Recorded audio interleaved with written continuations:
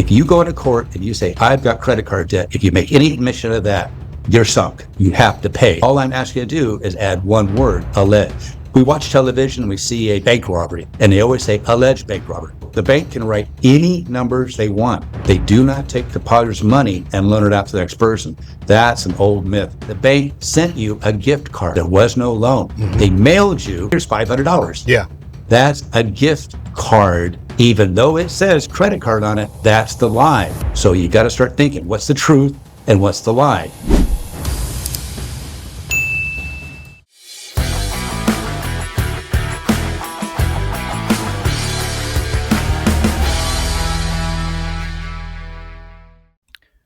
All right, everybody, we got another episode here, Raw Relentless, with Tommy. Tommy, how you doing, buddy? Doing fantastic. Thanks for having me. Thanks for coming on, man. I really appreciate it. Can you give everyone a quick, brief intro about you and what you're doing, what you're all about? Sure. I'm a retired teacher and an author, and I wrote a book on health and healing. And in 2004, I received a infomercial contract. And so to test market different ideas, what would be the best, I was on the radio for about 6 months doing radio interviews. And then one of the talents got in trouble with the FTC. He had made false claims of his weight loss book. So they came down hard on him and the company, and our contract, the new talent, were all canceled. So I was left with $85,000 of credit card debt. Oh, Keep going. Well, why would you do that? Well, I was promised $100,000 a month. So that's what happened to me. wow. So how does that even, I mean, how do you get on the hook for that money with the other guy? Not with the other guy. It was just my living expenses.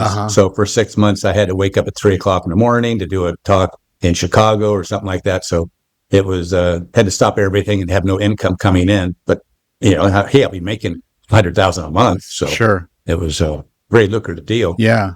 And what, that was a radio program, you said? It was a TV infomercial. Okay. And so they tested on radio interviews to see what would be the best words to use, what's the script, how to come off. So we tried different things, and we're kind of like test marketing to make sure that when we spend the money for television, we know I resonate with the audience and what works and what doesn't work. So. And how long were you doing that for? Oh, that was 6 months doing the radio interviews. And was that successful? I mean, was it going well when it was going? Oh, yeah. Oh, it was going very well. They said they'd never had anyone have that response. And I was able to teach people how to relieve pain over the radio, even when they're driving in a car. And so I would teach them how to use it was called reflexology. So I had them massage their parts of their hand if they had a headache or backache on the steering wheel. And the people would call up and say, this guy's right. My pain's gone. And so I flew to Portland, Maine from California, and I trained all of the telemarketers. They had big classrooms. So I taught them all reflexology and stories and what I did. I helped them in the audience. So they were very convinced. They were very excited about it. So when someone called up and they said, well, how do I get this? And they said, oh, you buy this book. How much is the book? $125. So we were selling a $125 book to people who had no idea what I was talking about. They were just so excited that they would just call up and order the book. And so they had never had anybody respond so as eloquently to the audience and say it was a great deal. And then shift happens, and make sure you pronounce the S, but shift happens. Yeah, that's quite a shift too. So when you lose this gig, how did you recover from it? Yeah, it put me in a little tailspin because your expectations of making money and life is going to be great with you and things are be a millionaire back in 2004. But yeah, it put me in a little depression. And about a month later, I kind of woke up one morning thinking about my dad being a CPA, and I was studying to be a CPA, even though I never got the credential. I've done the work. And I realized that the bank does not have an invoice. And so the bank can't claim that there's a debt. And then I thought, well, I remember my class in accounting, and we read the book called Modern Money Mechanics put out by the Federal Reserve. And in that book, it says on page 6 that what banks do is they accept your promissory note in exchange for writing numbers into your free checking account. So the bank can write any numbers they want. And it's not true They do not take depositors' money and loan it out to the next person. That's an old myth, but it's still out there. A lot of websites will tell you that's what's true, but it's not. So first of all, don't believe anything I have to say today. Be skeptical. I'm a doubting Thomas, and I want you too, Bo, to give me hard questions. I don't mind. And it's a whole paradigm shift. So I have links in your show notes. So I want your audience to look at those 3 links and see if it's true. And on the other side, send this podcast to your CPA or anyone who's had one class of accounting, and they'll tell you I'm right. So I don't help anybody unless they have a third party tell them that I'm right. So that's what I'm up to, and a little disclaimer there. But what happened is, because my father-in-law was an attorney and a judge, we started working on drafting a federal lawsuit. And I had seen a YouTube video saying how easy it was to file a federal lawsuit. So I did. And then you think, oh, did you win? No, the judge called me in. And he said, Mr. Kilpatrick, do you have a credit card? And I went, well, let me start at the beginning. Oh, we'll get to the beginning in a little while. So do you have a credit card? And I went, not really, it's a gift card. A gift card? Pull your card out. So I pulled the card out. Read what else has there? Credit card. You're an idiot. Get out of here. So he dismissed all 3 of my cases. Oh, wow. But then a month later, I looked at my credit report, and all 3 of those bank-issued alleged credit card debt was gone. It was off my credit report. And I never received a 1099-C. That's important, because when a bank loans you $100,000 and you don't pay them back, they notify the IRS you got money and you got to pay taxes. Right. So I would have had to pay 30%, about $27,000 on that. And then they take a tax deduction. Well, they never sent one to me, because in the pleading, I said, if they do such a thing, I'm going to file a 3949A. So it's very helpful. When I was growing up, I had the IRS as part of my DNA because my dad was a CPA. So that's a form you fill out to notify the IRS of something fraudulent. So I had warned the bank, if they did that, because it wasn't a loan, I never received any income, that they would be committing tax fraud. So they never sent me a 1099. I didn't pay taxes on it, and they never took a tax deduction. Tommy, everything that you're spitting out right now goes against everything that I've ever learned and everything I know. So let's rewind for a minute. Let's start with let's start with the banks and how they lend money. Everyone is like in business school or in business in general, and you could even look on YouTube. You're taught that banks take deposits, and those deposits are listed as a liability on their balance sheet, but they use that to drive assets by lending that money out and keep recirculating money. You're saying that's false? Absolutely true. And now there's going to be a lot of websites that agree with you. And in the very first show link is from a legal website. So you got to go more of a legal website to find this truth. And right there it says it says that the banks do not take deposits and loan them out. In the second link is the Federal Reserve manual called Modern Money Mechanics. You can get that from Wikipedia, of all places. Just type that up. Wikipedia has the manual. Download it and read it. On page 6, second column, second paragraph, and the very first sentence, it says, mocking, of course we don't loan out depositors' money. This is from the Federal Reserve, because there wouldn't be enough. There's not enough money to take from someone's deposit to loan it out. And then that's where it goes in detail about what they do is they accept a promissory note and they write numbers into your checking account. So what I'd like to have your audience do is look up 1776 to present, the inflation rate of the United States, and you'll see it flat line. Then all of a sudden, World War II, boom, straight up. I believe the Federal Reserve purposely choked off the economy and created the Depression. What they needed to do was to force banks out of business and consolidate their power, because they didn't have very much power for a good 10, 20 years. So once they got power, that's when they initiated the fractional banking system, which is sign a promissory note and we write numbers into your account. That's called inflation. So they didn't take money out. So for the whole existence of our country from 1776 to about 1945, it was flat. There was no inflation. Only when they start playing with increasing the money supply that's called inflation. So that's what's happening. So we'll talk more about the bank's loans. I'm looking up right now because I want to say the Federal Reserve wasn't created. Yeah, it was created in 1913. So 1913. And really, the Federal Reserve it's a private corporation. It's not even That's correct. part of the government jurisdiction. And it's located in Puerto Rico. So it's a Puerto Rican corporation. It is really. Yeah. And you know what? So is the United States. Wait, what? Yep. Here, write this down. It's some numbers. 28 USC 3002 15A.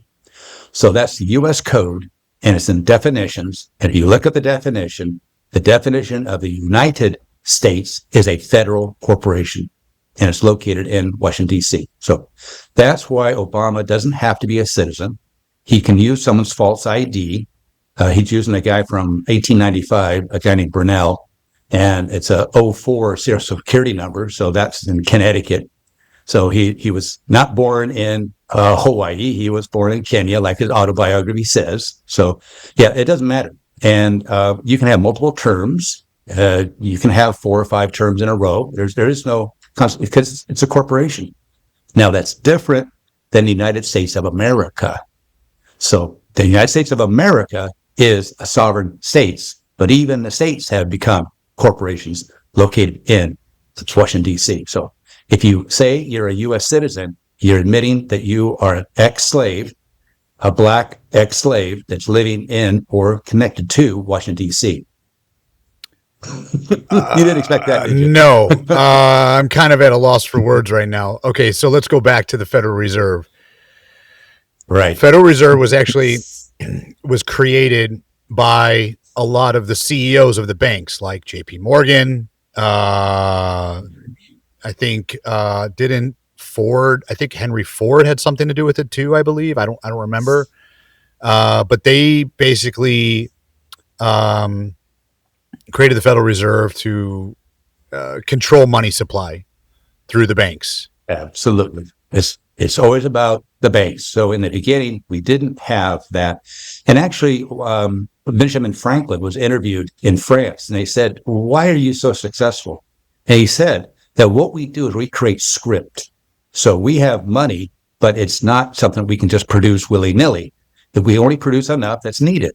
So we use this script as a medium of exchange, and there's no interest on it.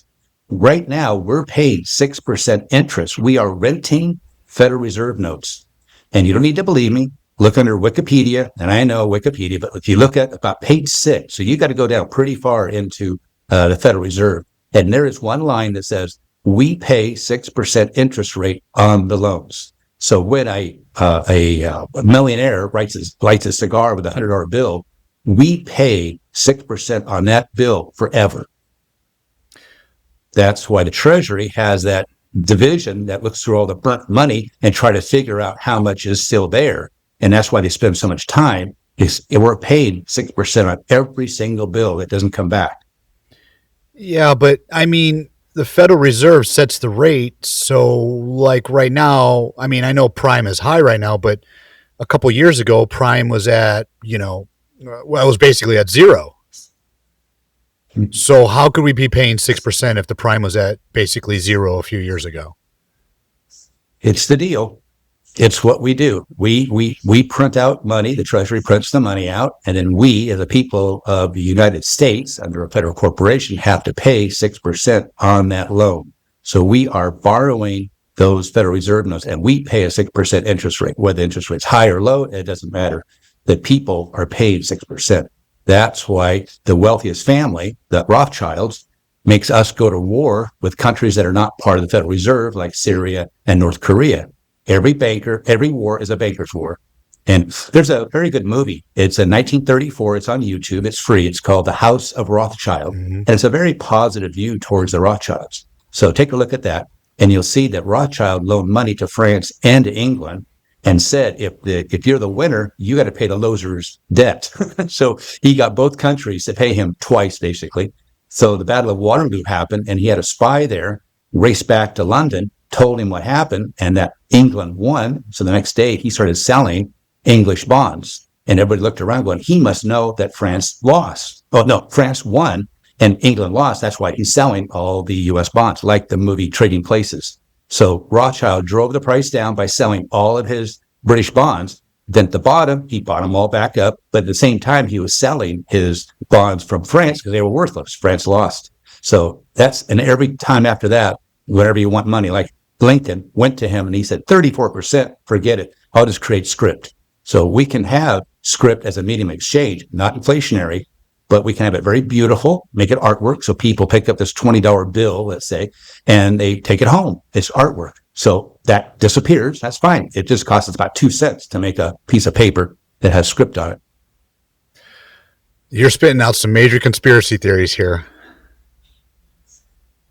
Well, that's created by the CIA to discourage us from talking. So behind every conspiracy, there's some truth to something. Well, I would agree with that, especially after the last 5 or 6 years. You're kind of seeing that unfold. Yep. So, man, I don't even know where to go from here. My mind's going all over the place. There's that book about Jekyll Island, so you can dive more into the Federal Reserve. And so that's a very popular book. I mean, and figure out how they created that Federal Reserve. If the Federal Reserve is printing money and pegging an interest rate against that, but you're saying the 6%, are you saying the 6% is basically like inflation? No, it's just we rent those Federal Reserve notes and we pay 6% to rent them every year. And the only way we can pay them is through Federal Reserve notes. So it's not true the Federal Reserve prints it. It's the Treasury that prints it and distributes it. The Treasury prints it. So then the Federal Reserve is doing what? They're supplying, like you said, the currency?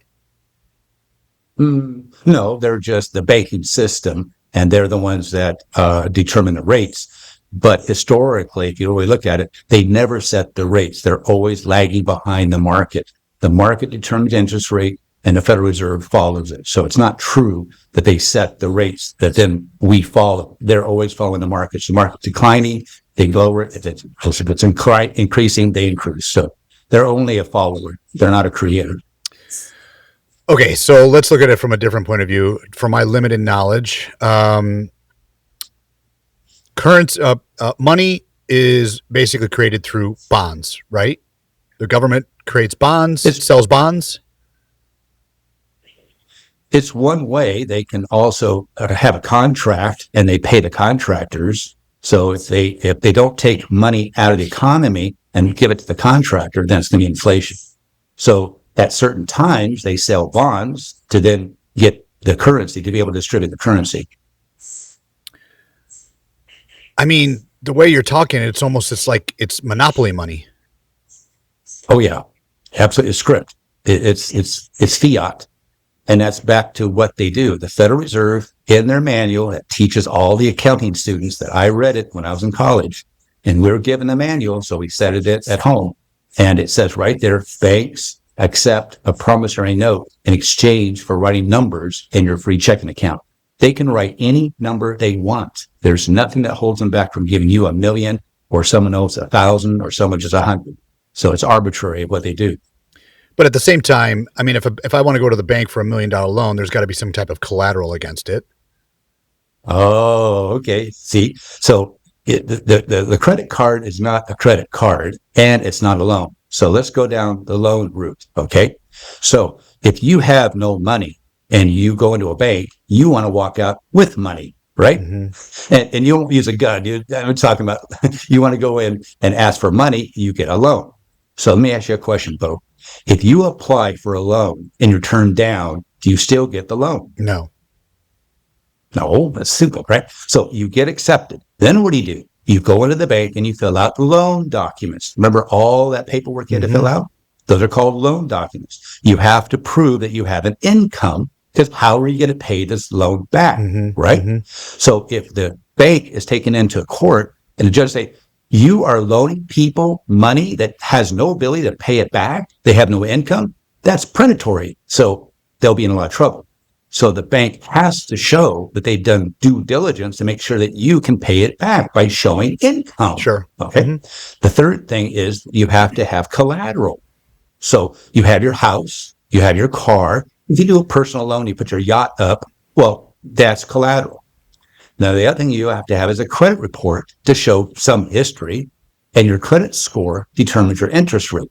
But the last thing you sign is a promissory note, a promise to pay. And that's the critical thing about a loan. So this, what I'm saying about nuking your credit card debt, it does not work for home loans. It doesn't work for auto loans or any kind of a loan you put up collateral, or if you signed a promissory note.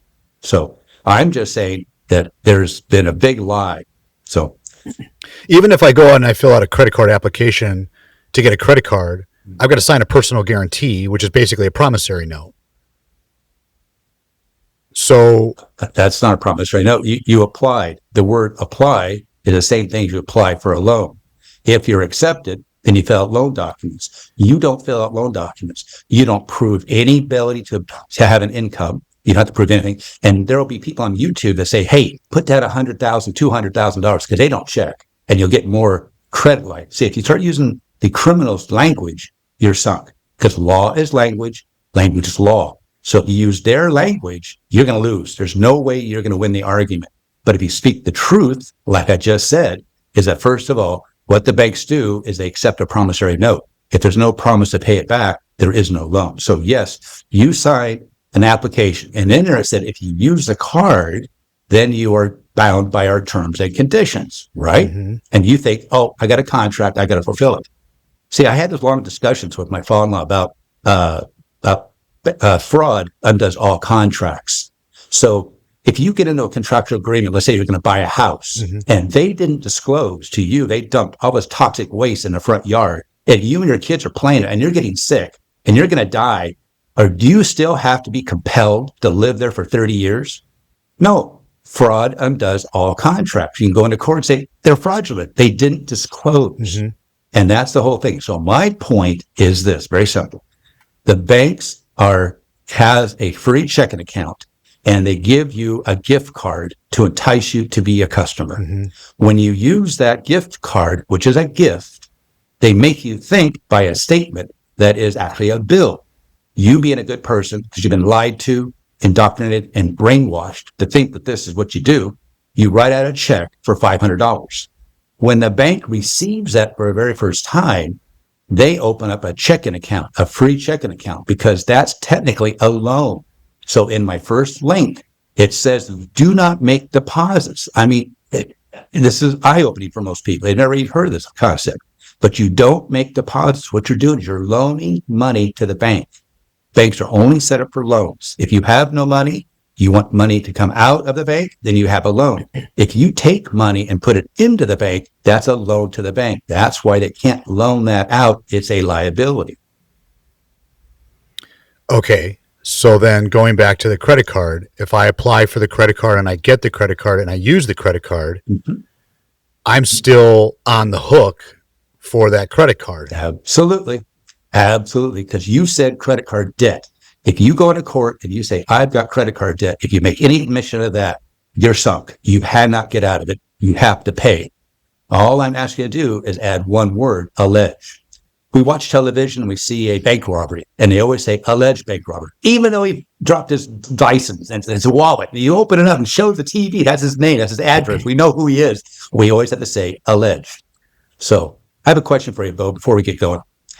Is it possible for you, your audience, and including me, to be lied to, indoctrinated, brainwashed? Is it possible?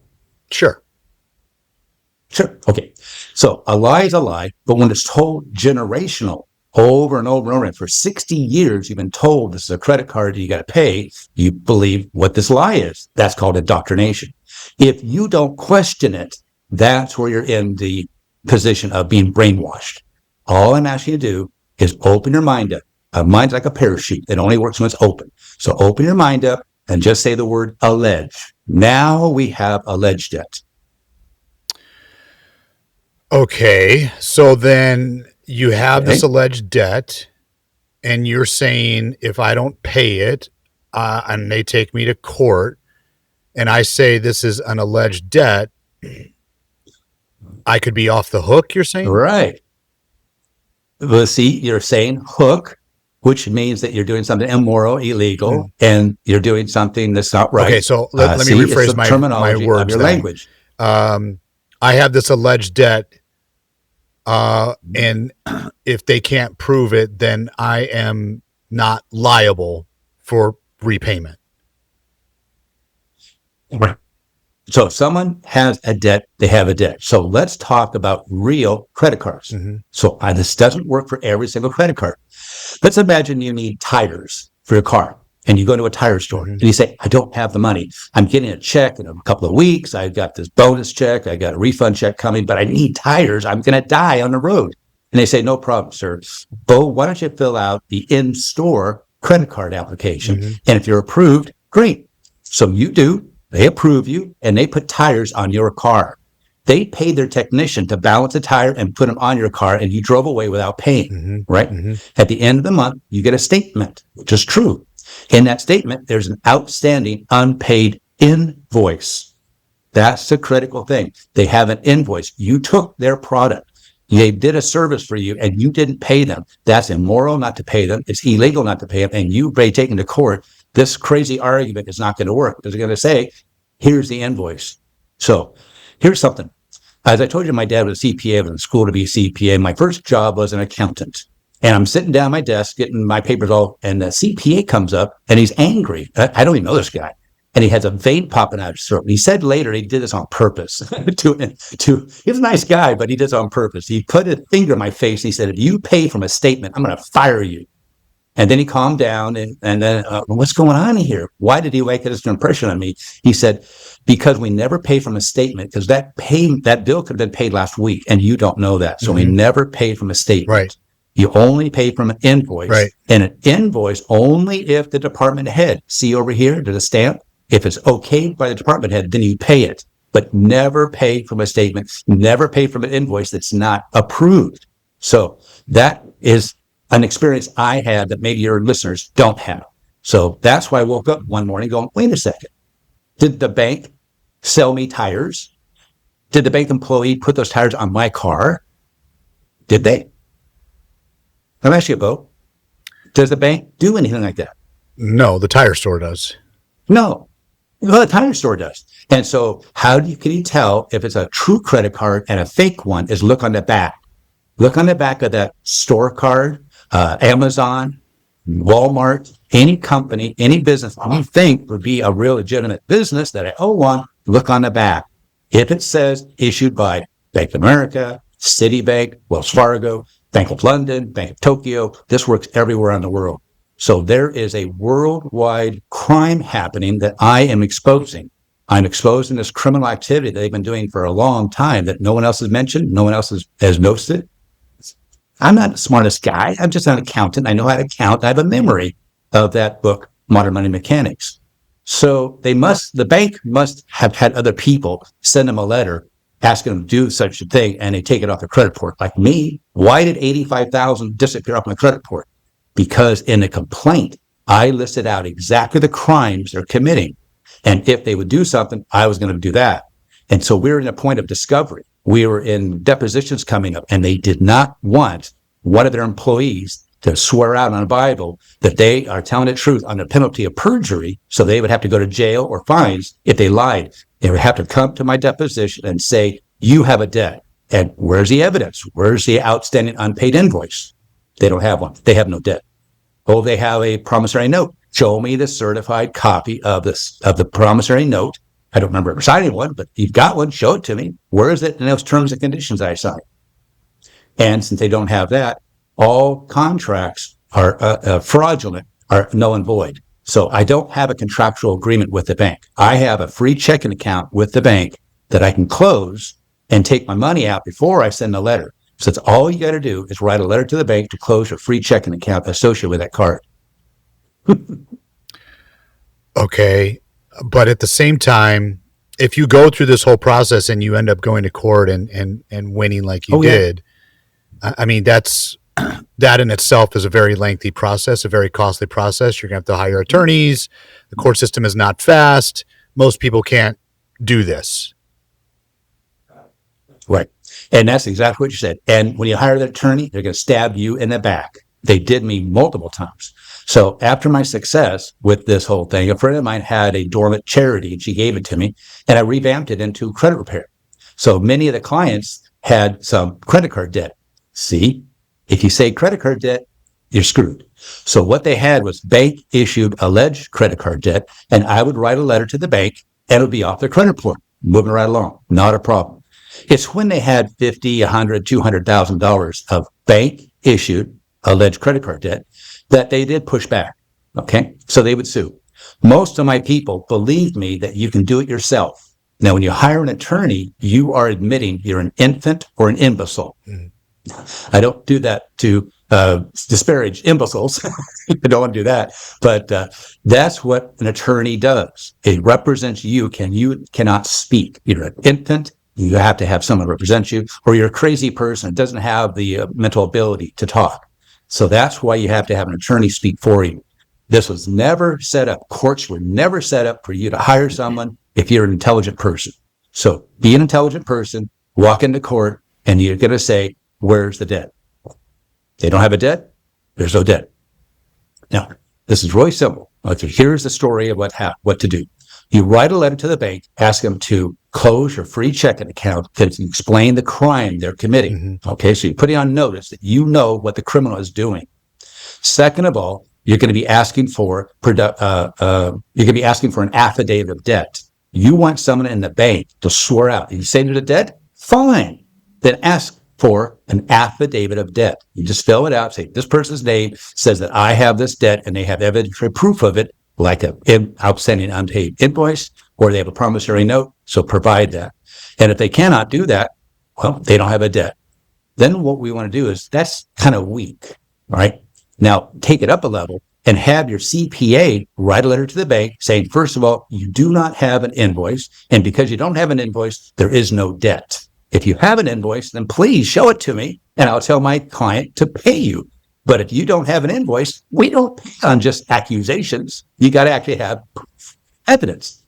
Now, we also, the CPA is also going to tell the bank that there never was a loan because there was no promissory note. In the Federal Reserve rules and regulations, banking federal regulations, you have to accept the promissory note. You have to do your due diligence. All then we talked about a loan. There was no loan. Okay, pretty good. Now, you want to up it some more? You have a letter from your attorney. Oh, now you go expense at the $200 or $300 to write a letter. No, there's a thing called Legal Shield, and for $29, you have access to an attorney for a whole month. That's all you need to do is one $29 payment and stop. Okay. You can have the attorney write a letter to the bank saying fraud undoes all contracts. And that's in your show notes. The third link is where the Supreme Court has ruled over and over and over again that contracts under fraud are null and void. So that's pretty powerful. Now you want to up the game, fill out as if you're going to file a civil lawsuit. I have all the paperwork. So it has all the crimes they committed. Just copy your name in, put the court stuff in, but you don't file it. Remember how you said it takes a lot of money, and you got to hire an attorney, and it's going to be a long process? Not this. So you fill out the lawsuit, and in there, you're going to have the discovery. Normally, you file a lawsuit, you get around to discovery months later, and all that takes a year or two. No, we send the bank everything.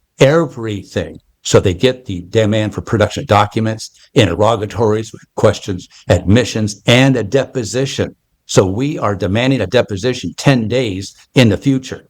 So we give them a couple of dates. You always give the attorney several dates to pick from because they're scheduled. And here's the best part. It's called an injunction.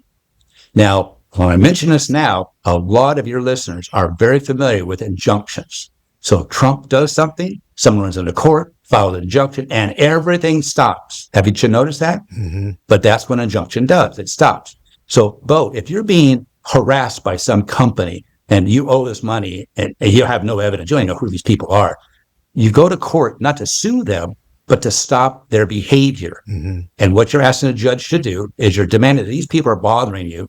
They have to bring to court a outstanding unpaid invoice, a certified copy of the promissory note, and an affidavit of debt. If they don't do that in 30 days, they're in contempt of court. And when a bank sees this brick, they're going to go to their attorney and is ready to say, this is going to take me 40 hours just to start. That's $20,000. And they're going to be demanding we produce stuff that we don't have So they know, oh, what do you want? Click. That's all we're asking the bank to do. Click off my credit report. That's what would happen. You don't have any credit report. Do you have a debt? Never was a debt. They just removed that error. It's an error on your credit report. And now what? Life is good. Your credit score goes up. But take the money out of your free checking account before you write the letter. You're only talking about credit cards that are tied to your checking account. Like you said, like when you open a checking account, a lot of times they'll send you offers for credit cards and, introductory rates and all of that stuff, right?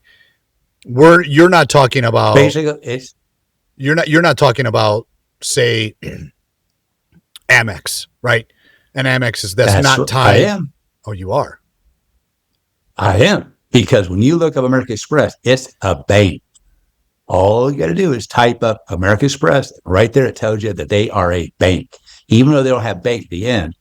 The Federal Reserve has nothing to do with the federal government, but so does Federal Express. Federal Express is a private company. Mm-hmm. They're not federal, but they use the name. So Federal Reserve uses the same tactics. So the banks, like American Express, make you think that they're a merchant, but they're not. They're a bank. So any bank issued alleged credit card debt. My mind is spinning right now. So you did this procedure to get rid of the $85,000 of debt or alleged debt that you had. All I knew was the bank does not have an invoice, and I never signed a promissory note. Now, think about this, Bo. You buy a fraction of a bank stock. Uh-huh. They're now selling fractional shares, right? Uh-huh. So you buy for $10. You're now an owner of Bank of America. Mm-hmm. Now, that's your bank. Now, let me ask you a question. Do you want your bank, your money, to be loaned out to people who can't pay it back? No. No. Are you going to loan money to people who have no history of paying it back and have no ability to pay it back because they don't have a job, they don't have an income? No. No. Are you going to loan your money to someone who doesn't promise to pay it back? No. Come on. You have to promise to pay it back. If you don't promise, it's called a gift. Is it? But okay. I thought that in the terms and conditions of a credit card agreement, there is a promissory note in there. Is there not? All you ask for is a promissory note, and I've never received one. I have asked that 1,000 times when the debt collectors would call me up, and see, my clients would sign a attorney, power of attorney, limited power of attorney, that I could talk for them about this alleged debt. So when a debt collector would call them, they say, "Oh no, I got someone who represents me. You go talk to him." So my charity would get the phone call. They'd start ringing about 8:00. I loved answering the phone. So it'd be a debt collector say, "You represent this person?" "Yes, I do." "Can I see the power of attorney?" And I said, I'd fax it over to him. Say, "Okay, we can talk." So they call me back and they say, "Your client owes us money." "Really? Okay. Where's the debt? Where is the promissory? Where's the promissory note? But where's the outstanding unpaid invoice?" And they say, "Well, we don't have a debt." And then I would send them over an affidavit of debt they would have to fill out. I had sent thousands of these out to all the different debt collectors calling me every single day.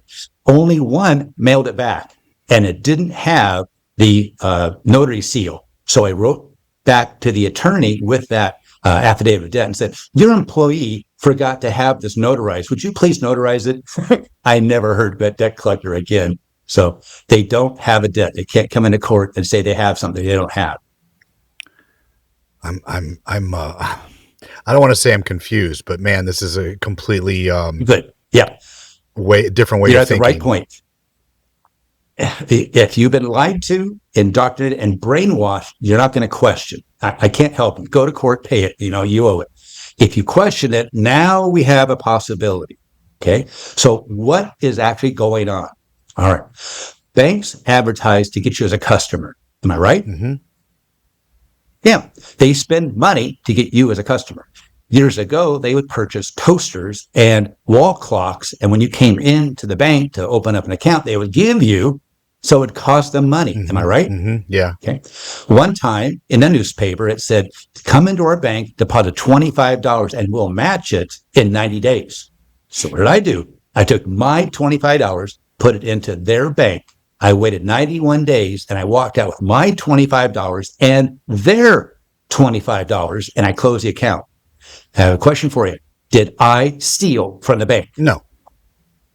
No. Did I rip off the bank? No. Was that immoral, what I did? No. No. That's important. If we're going to come back to that question, you just said it's not immoral. If the bank offers me something and I fulfill their terms and conditions, then I get to do it with my money. So there's a guy, and on your show links, it's on your show notes, and the fourth link is a guy on YouTube that says, do that. Find the banks that offer you money to open an account, do that. And I've made $361 so far. That's nothing. My people have made $10,000, $20,000, $100,000. How could that be? Because the bank sent you a gift card.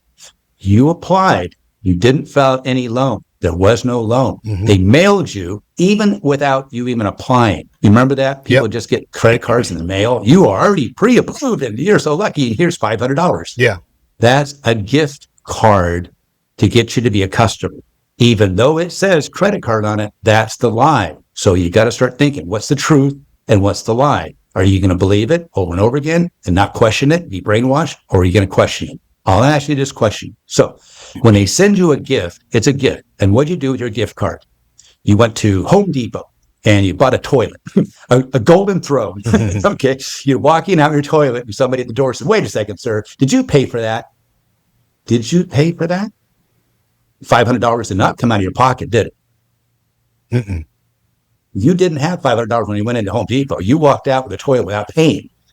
But someone is going to pay them that night or the next day, or they wouldn't let you out with their $500 toilet. Am I right? Mm-hmm. So who paid Home Depot?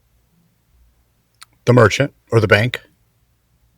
The bank. The bank paid them that night or the next day. So then what happened? Then you get a statement, right? Are you going to get a statement from Home Depot that says, here is your outstanding unpaid invoice? No. No, not from Home Depot. They're paid. You have evidence. You have a receipt. So that proves that's your toilet. You own that toilet. You didn't borrow it. You didn't go to some place, go to a bank and say, I need to buy a toilet. Can I borrow $500? Oh, sure. Show the loan documents. Where's your proof of income? Where's your collateral? Where's your credit score? Where's all that stuff? And sign right here. Promise you're going to pay it back. So you were given a gift card disguised as a credit card. You've been lied to. So you went into the store thinking you had a credit card, indoctrinated, and you were brainwashed. So at the end of the month, you got a statement. Now, let me ask you a question. When you have a normal checking account and you get a statement at the end of every month, is that a bill? No. No, it's not a bill. What is it? It shows your beginning balance, your deposits, all the things you have paid out by check or debit card, and other fees that were taken out, and you have an ending balance. That's all it is. Mm-hmm. Same thing with your free checking account that's associated with that card. So you paid $500. You're a good person. You're a good moral person. You think you have a debt, so you write a $500 check out. Now, isn't that the first time the bank ever received your money? That's a question, so think about it. A card comes in the mail. You go to Home Depot. You get a bill at the end of the month, and you write a check for $500 to that bank. Is that the first time the bank has ever received your money? No, they received the money when you first opened the account. When you were, remember, this card came in the mail, unsolicited. Oh, wow, I'm pre-approved, honey. Let's go to Home Depot and buy a toilet. Great. So you take that card, you think it's a credit card, but you haven't associated any way with that bank. The bank just sent it to you out of the blue. Gotcha. At the end of the month, it's important to think your audience is doing the same thing. Okay, wait a second. Let me think this through. Yeah, the card came in the mail. I went to Home Depot.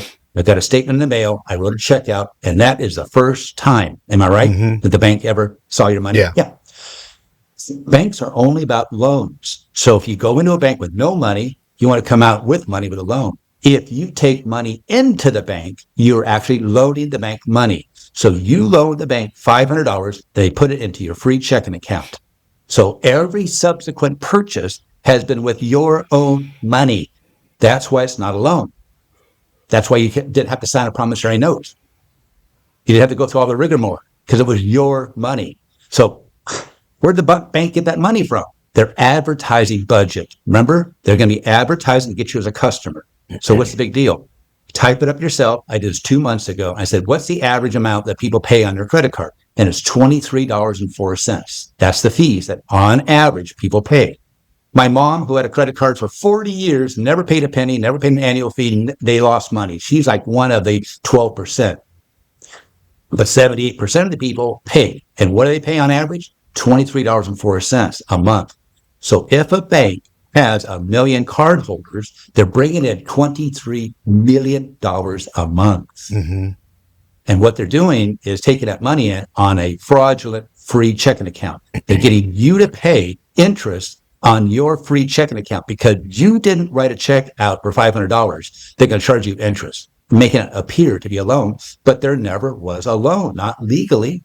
Legally, to have a loan, you got to fill out loan documents, and you got to have collateral, and you got to have a proof of income, and you got to have a credit score, and you have to sign a promissory note. Since you didn't sign a promissory note, there never was a loan. So they gave you a gift, like a wall clock, a $500 wall clock. I got a $10,000 credit line. You see, if you start saying credit line, you're sunk.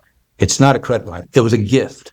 They gifted you a $100,000 card because they know they're going to make money off of you. So after about 20, 23 months, they got their money back out of the 500, right? And for now, 10, 20, 30 years, you're paying interest rates. I've seen it up as high as 79% on your own money that you're not depositing. So there is not $1.3 trillion of credit card debt. What it is, $1.3 trillion that the banks want you to deposit. That's what the thing is they gave you a gift card, and every month you got to pay $500 because if you use 500, if you only use 100, well, then you only have to pay 100. Wait a second. Who says I have to put money in my checking account? And if I don't, you can charge me interest. And if I don't, you can charge me late fee. If they got annual fee, transaction fee, all these fees they got on me because you've been lied to, indoctrinated, and brainwashed. So go ahead or write a letter with some power behind it, with the lawsuit, with the injunction. So the bank knows you know. And what are they going to do? Spend $50,000 on a lawsuit and try to sue you when they know that it's injunction that's to be filed the first time they send out that lawsuit to you? Or click. Do you still have this non-for-profit that you're helping people with this kind of stuff? No. Sad to say, I just got burnt out. I had a couple of private detectives come to my house impersonating a local police, and they had a badge and they had a card and stuff like this. So they were a couple of imbeciles that tried to come into my house and look at my computer because I was putting so much pressure on the credit cards that they were losing money. Every time they got involved with me in court, I was in Southern California, so I was going from Ventura down to San Diego. I was in court almost every day with different people that were doing these things. So it was, and then the corruption. It was in 2000, during the crises and stuff that I saw an individual walk into court with a whole stack of paper, take the clerk's stamp and stamping, and then walked out. I said, "What's that?" And he said, "Oh, that's a mortgage company." So the mortgage companies had these judges in their pocket. They would just go in and stamp whatever they wanted to stamp. And there was no procedure. Just corruption was just terrible. So I took a break, I took a walk, and now I'm back. I'm in the Philippines. I teach farmers how to build dome houses with bamboo, vertical gardening, and I'm opening up free medical clinics. And so from the sale of my book, I'm able to make some money and contribute it to what I'm doing here. So that's what I'm up to. Well, that's cool that that's a shift too. When you go from, trying to get people out of debt, alleged debt, to now helping farmers. There you go. Yep. And just a little background, about 12 years ago, the wife of 20 years said, "Get out and take the dog with you." So I became homeless on purpose. I also took a vow of poverty so I could feel what it's like to be poor. And I am here in the Philippines, and I was at a house, and not much of a house, it was leaking, and they were apologizing. And I said, "You have a roof." I have lived in places that didn't have a roof. So you have a beautiful home. And I was at another home, and they were scrambling around trying to find me a plate. They don't even have plates where I was at. And the foreigner has to eat off a plate. I said, "No, I don't." They got the banana leaf out, they put the food on it, and we eat it. That's how you survive. So I know what it's like to be hungry and not have a place. I was never dirty. I was never a drug addict, but I always had to do something for them. I would not take charity. I always had to do something for them, always in exchange. But that's what I found. And I never thought I was going to be off the farm. So I gave up everything. And my ID, my passport, I was living off the grid.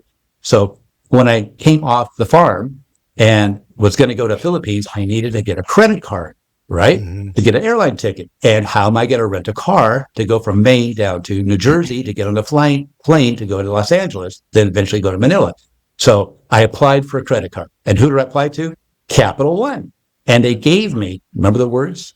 They gave me a $500 credit card, even though I had no score and no credit report. Clean, zero. So, boom. Explain that one to me. Yeah, Banks don't give you a credit card with no credit score, but I was a previous customer. So they had me in their system. And that was one of the banks I sued for $35,000. So the bank took that derogatory item off my credit report, gave me a credit score rating inside their company as I'm a good customer. And there you go. They got a $500 gift card from Capital One. Now, do I use it? Yes. Do I pay it? Yes. I know the story, the scam. So I had zero score. And once I got the card, it jumped me about $550. And then I went to the credit union. That's the best way to do it, to get a loan. So they gave me a little tiny loan. I've been paying it every month.